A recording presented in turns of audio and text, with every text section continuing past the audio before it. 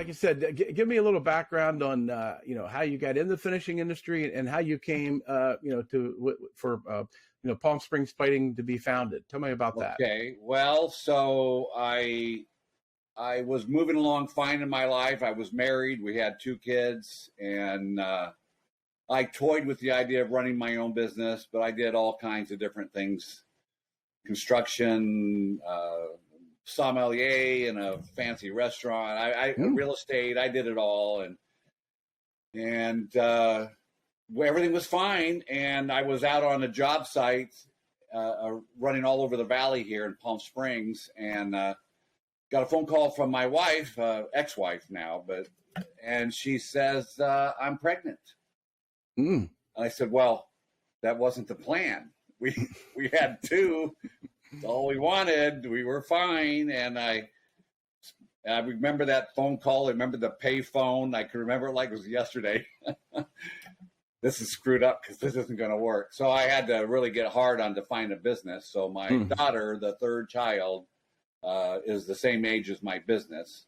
I talked to a guy who was a commercial realtor, and he turned me on to a plating shop. And I said, dinner plates? I can make dinner plates. That sounds great. What could go wrong? 1990, the environmental was just rising then, but they were not at the level. I mean, I could shoot the guy later on. It's a very difficult business in California. And there were 2 employees, and the guy was retiring, and he had built the shop. It was a great idea, and I thought, well, I like quality. Let's get involved. Right. So. Right. Very little experience in the finishing industry, I'm assuming? Well, that would be 0.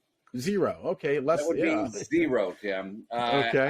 I've always liked high quality. So that was my goal, was to get a high quality shop. And I thought that would be the answer.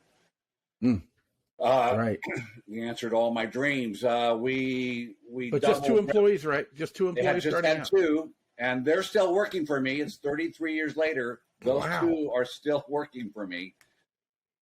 I've been up to 50. So I doubled revenue every year for the first 5 years, really banging it out. And right now I'm kind of back to that level business-wise. It's very challenging these days. The decorative metal finishing, plumbing fixtures is very difficult. And that's where I ended up. I got a phone call from Sydney Altman. You probably, anyway, he was a very creative luxury faucetier in Los Angeles. And the stories go on and on. I mean, it was the disco club and everything going on there and all the great finishes. And he got me started. And now I work with Callista, Kohler, American Standard, are still customers of mine. And we design finishes for them. And we were running strong until about 2008. Right. So these are the parts that are important to me. Maybe not so much for the industry. We learned it was hard lessons, Tim. I learned as we went, and my nickel tank was my first challenge in the 2nd year. It started having roughness, and I'm out here in Palm Springs, so it's a beautiful area to run a business, but not a great for resources. Nobody wants to come out here. It's a day's drive, really. In the end of the day, it's a day's drive. It's 2 hours out, back, and so off we went, and we got it figured out, and just kept plugging away and figuring out how to do it. Then another shop. Their shop burned. That's when I had to go to a night shift and take on their job. And we got them. Phil Rich was the plating facility, and just helped him out, huh? Just helped them out. Took on all their jobs, and they were a family operation, 2nd generation family, Tim. And they didn't have the. They just got away with stuff. They got away with murder inside their facility. But once they had to relate to someone, it was quite a challenge. Right. We got them going, saved their butts, so to speak. And then kept adding and adding and growing and growing. It was fantastic till 2008 when we had the big recession. Right. Did most of that go overseas, or just it just disappeared? Well, so yeah, there's the other part of my story is that I have had 3 or 4 different rewrites of my business since that 1990. 1990 had a small recession, and the first problem I had was Mexico, because Mexico came in. I'm $400 a week, and Mexico came in at $40 a week. So I had to reset myself, become more flexible, higher end, quicker turnaround, higher quality. And we survived that. And then in the early 2000s was when China came in. And now I had to reset again, because now you're $4 a week. Right. I mean, you just hard look to at compete. it and go, oh my hard God, to compete. This just doesn't work this way. We're going to have to reset. So we did that again. And the recession came in. And at that point, I had Kohler in there. And they are a very big company, and they were exciting to grow with, but they're not very in tune to their smaller vendors. Right. How do you attract a company like that, a big Kohler? I have been all word of mouth. Okay. And they contacted me, and they wanted a specific finish that it was Marcia, and we designed a finish for him. It was an unusual color we could get out of our black nickel tank. Right. And black nickel has a spectrum, and we are right in the middle of that spectrum. And it wasn't what the tank was designed for. And we did it, and it worked great for about 6-7 years. And so, but we worked hard on it. We designed it, got it going, and did quite a bit of work with it. It's their gunmetal finish is our finish. It was a growing learning curve as well, because at the massive scale and at Kohler level, well, everything was good when I was with Callista, their luxury child faucet. And then when we got big, then part of it had to go to the Kohler facility, and that's when I started having issues. Their level was much larger, and they don't listen to it. If I thought Callista was a problem, Kohler's 10 times the problem. They don't even know what gunmetal and how you can deal with it. So we had some failures in the part. The tank had some issues. Tom Hanks was a recipient of the gunmetal finish, and lo and behold, there became a problem. And that was the last thing, as a small businessman, that I was in a triangle of Tom Hanks, Callista, and me. And so I had to really dig down and figure out what the issue was. And it really wasn't designed for that durable of a look. So I designed a new finish for Tom. We put buttons on his beach for 3 months to see which finish lasted longer, and always striving to do the best possible for the customer. Right. And we got a finish for him, and we redid his house in it, and they wanted some 10-year guarantee. I said, well, no, I'm not Kohler. I can't do that. You guys have to. This is how this works. And so let me take you back a bit. I mean, when you first started, you bought a business. You got to be a business person, right? Right. And then you have to learn to this whole, the scientific approach to finishing, right? How did you artistic? That's the combination of plating. Right. So how did you kind of ingratiate yourself to that and learn that as you go along? You just learn by doing. So you run into a problem, and you have to figure it out. And I'm on the phone, and I'm trying to explain things that I don't understand. We had the original owner stuck with me for a few years, and that was very helpful.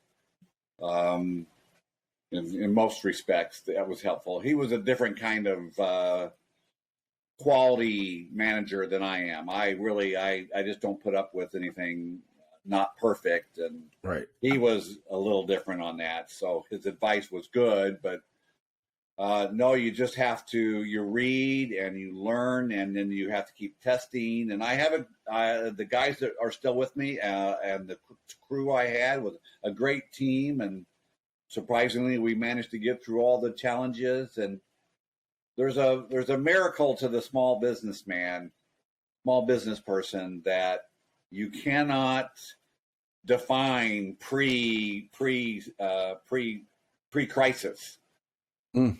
It's only as you go through it, and who has the Right. power to stick with it and not give up. And there were moments I sat at my desk and didn't know how it was going to happen. So really, it was Really pulling all the about resources it, right? out and getting everyone to help, and a few people that would come out and mass that all together. Right. Well, let me ask you. I mean, you're in the Palm Springs area, which to me Yes. is kind of remote, right? I mean, It is. You don't have a lot of manufacturing in that area, but people are willing to come to you out there, right? There's the deal. There are a lot of presidents of companies that have homes out here in the Coachella Valley. So that's a terrific benefit in that they can come and see my shop, and we've used that over the years. So we say you come out to Palm Springs, see us on a Friday, and then spend the weekend in Palm Springs, and you got the best of all worlds, and the corporate world loves that. So that is one of the advantages. We're about an hour and a half to 2 hours from Los Angeles, but Riverside has a lot of business too. The economy is flattening here in California. I'm sure you've been hearing about that. There's just, for me, I need the middle, the beginning guys, and then the middle companies for me. Kohler's a bit big for me. I still do work for them, but they don't really need all my skills anymore. Right. So I really need to do that. But I was going to say, what type of work is the biggest percentage of your work now? Is it still? It's still plumbing fixtures. Mm-hmm. Finishes on plumbing fixtures. We do medical. There's a medical facility out here that we've worked with. They were with me in the beginning. They're the ventilator machines, among other things. They're one of the first. Bird Technology, the guy designed it and has had his facility out here and forced them to use local platers. And there's been one or two out here over the years, Tim, but there's no more. It's too remote for that. Right. So Yeah, I was going to say. I work nationally. Kohler's out of Wisconsin. American Faucet is American Standards out of New Jersey. So they just ship me stuff on pallets, and we refinish and send out. So wow, it's been remarkable. Yeah, they find you in the desert there. They find me in the desert, and then a little bit of custom, but 90% is production work. Right. You mentioned, and I noticed it on your site, you talked about quality, that you're a stickler for quality. You're a stickler for getting it right. Yes. I mean, that can be good and bad. You could be your own worst enemy in a lot of ways. Well, that's right. Because it is, like you said, it is a moving target. It's a science. You may get something different depending on, you got chemistry involved in past, but how important, you mentioned, like I said, you said that was very, very important to you with that. Yeah, because the finish, as we've learned over the years, is not just putting on a pretty color. It actually has to have performance. Mm-hmm. So bringing the finish from, we did work with Black & Decker. They wanted to finish. They had it in a magazine, and that took 6 months to put that together. And you really have to go through the processes. You have to test it and then make sure it can work. And then you have to test it on different parts and check its weaknesses. And so it's a process. It's baking bread. There's no skipping steps or anything with it. Right. Yeah. How have things changed, I guess, since you first started out and everything? How would you sort of categorize or compare how things were back then to what they are now? How are things more different than what they were? Now that you know what you're doing, right? Now that I know what I'm doing and things have gotten a lot tougher, I don't know how anyone could start new in this day and age, like I did, the cost of regulations are just overbearing. The Black and Decker, for instance, wanted me to put on one of their tanks. They didn't want to stop one of their big production outfits, so they wanted to come to me, and they'd set it up, and I had to get the South Coast Air Quality to sign off on a tank, just a temporary tank. Can't do it. You've got to set out a permit. Every permit, Tim, is $4,000 to start. 4,000. They really eating that right off the bat, right? Right off the bat, and you don't even know if you want to use a finish. If I want to add finishes, you have to take chances. As a business person, you can take more risks, right? Back in the 90s than you can now. Yeah, but also, you know, and again, I know you very much adhere to environmental absolutely measures, right? Yes, I mean, you're in a very critical area there, but you, I know from your site, I know you say you don't skimp on that. It's very, very important to you to do that, correct? Both sides, yeah. The quality is important, but then the environment is important. So we're a zero waste generator. Everything that we generate goes off site and is manifested and properly taken care of. And right. That was a hard lesson to learn, but you really need to sit down at one point. When I doubled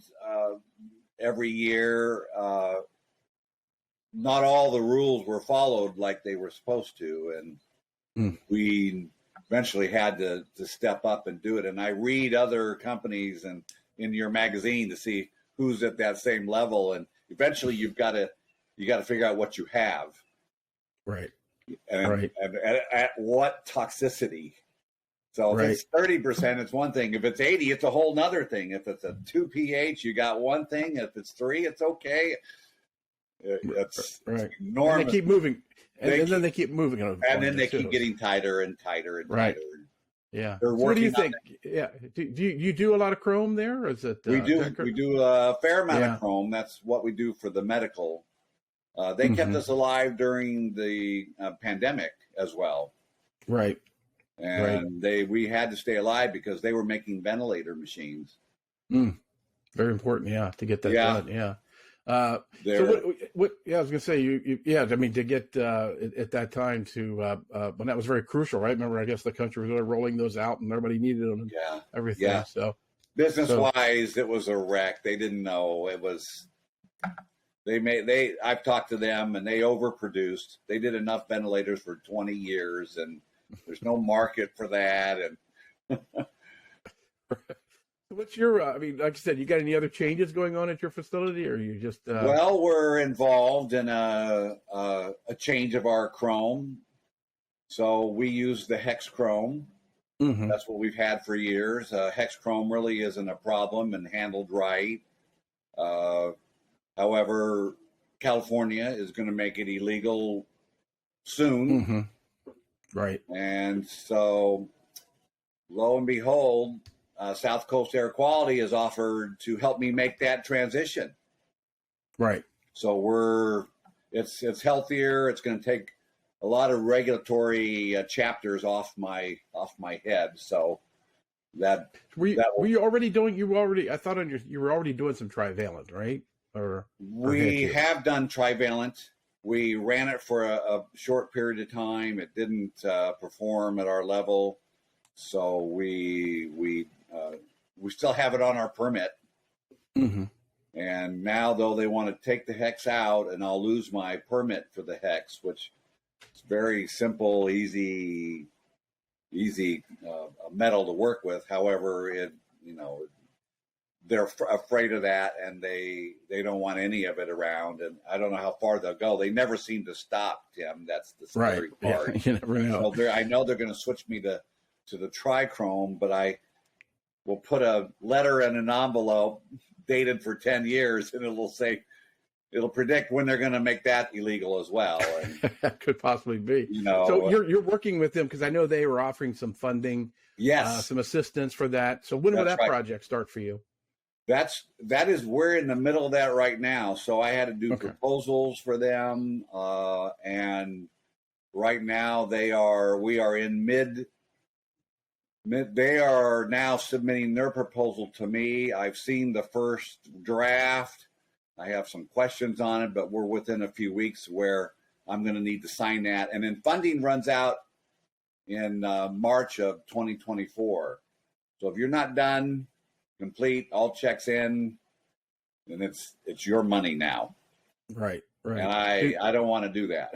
Yeah. Do they dictate to you whose chemistry you're using, or how do they do that? Or? No, they've left that up to me. I listed all the parts I need. It's fairly expensive to make the switch.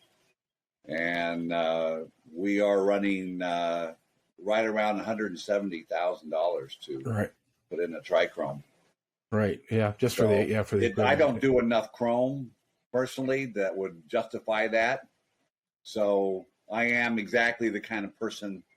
I did a lot of help with them when they started. I introduced them to resources and all sides of the table, so that they were calling those guys and finding out what could work. And so I've been really a big hand in helping move this forward. Okay. A lot of my hex plater associates probably wouldn't appreciate that. Well, but that's, like I said, you have to do what you have to do for your situation. Do, Tim. It's right. Every man for themselves these days. Last man standing, and there's no tears. There are no tears for anybody out there. When do you expect that to be finished up then? I'll be done by 24. By mid 24, I would like to get it done by the end of this year. And so as soon as we get approval, we get awarded. It's called an award. So when they award the money to me, then I'm going to start the process right away, get rid of the hex and start things ordering. And then that'll be my new hat. Will be a contractor getting this job done. And I got a great team in there that will help out, but who were the two people you mentioned that had been with you for that long? Your first, I think I saw a photo. Yeah, Juan. I don't know if Juan's in there. Juan Garcia and Oscar Navarrete. Mm-hmm. And, those were the two people that were working there. Those right, were the two guys that were working. Juan was the plater, and Oscar was the polisher. That's all you need. And then I did everything else, painting, plating, and helped everything. And now Oscar is my plant manager. And Juan is the plating manager and the controls the, I can't think of the term, but he's my environmental man as well. Gotcha. He deals with all... Oh, the ECH or ECA, whatever EPA, it is. South Coast Air Quality, Cal OSHA. I've got 6 agencies that keep an eye on us, and it's a and they don't always agree. You've heard that story, but those two guys, and I owe the world to them. They've been great help. And how many lines do you have now that you're running up there? Out there? How many lines? Yeah, how many different lines? And so we do. I'm a small shop, Tim. Mm-hmm. We're 4,000 square feet. We're not that big. We got 3 bays, and the middle bay is my plating, and we do black nickel, bronze, brass, chrome, black nickel, and of course nickel, bright nickel. Right. Okay. Yeah, interesting. Yeah. What haven't we talked about that's interesting about you? It seems very interesting that you're out there and what you all are doing. It really does. It does that. Anything we haven't discussed yet that we should talk about? I'm trying to think of. In terms of the business development, not really. Yeah. I'm hearing myself repeating my most current lines, but you kind of got to keep me back to where you're at with it. But I was going to say, how old were you when you bought the facility then? So that put me at 35. Gotcha. Okay. got a late start, but you made up for it. I got a late start. Yeah. There's a lot of patience you need to do that, and a lot of awareness you need to have. All my skills blended together, because as any business, it's employees, it's vendors, it's customers, and then it's regulatory, and then of course it's running the business and leading the business. What Right. direction do we need to go next? And right. Yeah, that's puts it all together, right? Yeah, it all rolls together, and it's like a mobile that moves around. And any one moment, you have a nightmare, nightmare of the month, and thank God they don't all happen at once. We've had some near close ones with that. That black nickel was a challenge, and is a challenge today with one of my largest customers. So we're fighting that, but that's not really the story. Is better about how we got off the ground. Mm-hmm.